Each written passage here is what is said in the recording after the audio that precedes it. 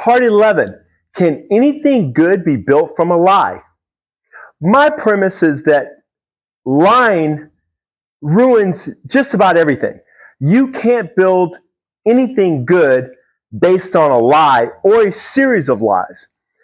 I have searched at least one source that said our current president in his first term told over 30,000 lies. Okay? I think the number was 30,573 on one of the sources I found. And lying doesn't work for you, and I'll prove it in two ways: your home and your business. Let's start with your home. If you're married, you went through a ceremony, right? You invited the public. You had probably a religious leader of some sort. In my marriage, it was a minister. In yours, it may be a rabbi or the religious leader of your religious denomination. But you had to stand before witnesses and tell this other person that you were going to love them for the rest of their lives and forsake loving all others in all sorts of different ways, okay? And you had a verbal contract, and in the state of Georgia, it's a contract. You actually get a marriage license. So, you have to have a bond. Now, let's say you lied and you didn't stay with that bond. How would that affect your marriage? Would that affect your marriage? I know it would affect mine. So, lying doesn't work in a marriage. So lying doesn't work in your home. What do you teach your children if you have children? Do you teach them to lie, or do you teach them to tell the truth? My guess is, if you're as awesome as the parents I get the privilege to train and to know, you teach them to tell the truth. You want your kids to be honest. And that's what I preach to my two boys. And so lying doesn't work in the adopted house, and I very much doubt it works in yours. The other example I like to give you is business. One of the first organizations I joined as a business owner was Rotary. And Rotary has a 4-way test, and I encourage you to search it. First of all, it's a great organization, does nothing but good in the community, and just about every Rotarian I've ever met has just been absolutely remarkable. And I felt honored to be part of that organization, even officer holder for a year. But part of the 4-way test, the very first tenet in that 4-way test is it the truth? And there are 3 other tenets, and I want you to look it up. Look up the Rotary 4-way test.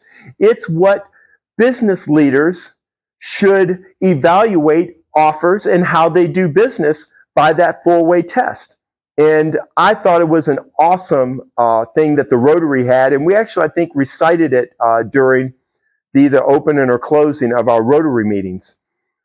But I basically do business on a handshake. I'm a personal trainer. I have paperwork that I have people fill out, which means that they're going to sue me, they have to go through arbitration and different things like that.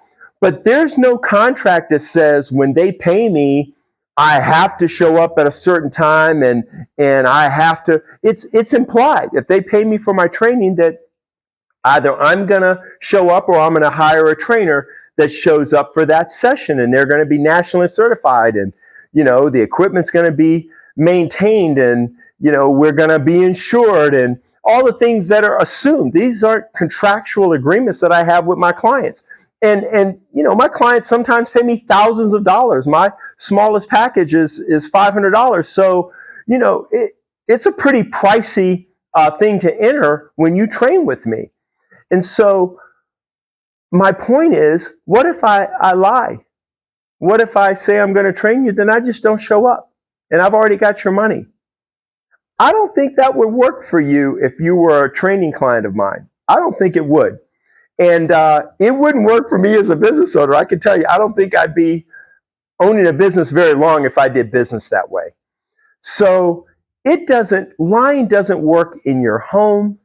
It doesn't work in your business. I don't know where you worship, but I doubt if where you worship, lying is a tenet that is taught and that is cherished.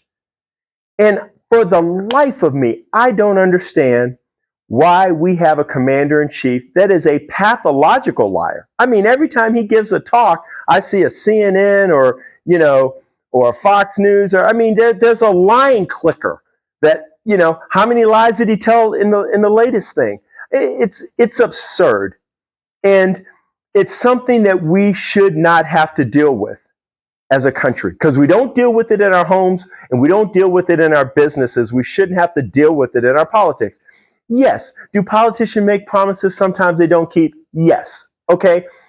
That's the occasional, hey, I tried, I didn't, or yeah, I kind of bent the truth a little bit. But not when you tell 30,000 provable falsehoods in a 4-year term. And Lord only knows how long this knucklehead has lied in his current term as president. And then there's just stupid stuff like the tariffs. People, the things that we're accepting from our leadership, we don't accept in our homes, we don't accept in our businesses, we don't accept in our core beliefs. It's truly not who we are. So when we get the opportunity, from the ground up, from dog catcher, Secretary of State, local representative, state representative, national representative, we need to replace the rot from the bottom up, because it is rotten from the top down currently. So every time we get an opportunity, let's get involved. Let's make sure we vote. But folks, let's start expecting things from our leaders that we expect from ourselves, our children, our fellow people we do business with. Okay, let's vote. Let's get these knuckleheads out of power. But until then, let's make sure everybody that represents us is honest and has integrity. Full stop.